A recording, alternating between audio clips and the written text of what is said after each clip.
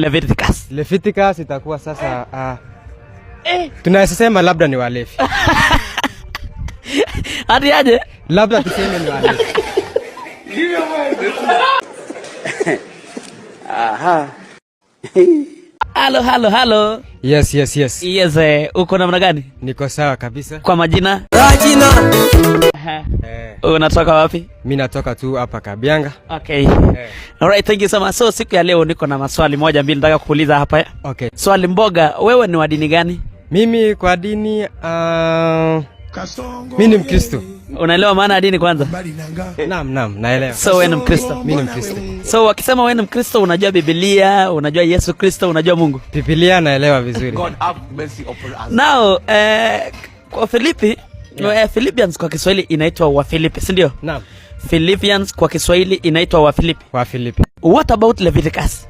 Leviticus umesema Philippians ni? Wafilipi. Ni Wafilipi. Yeah, what about Leviticus? Leviticus itakuwa sasa tunaweza sema labda ni walevi. Hadi aje? Labda tuseme ni walevi.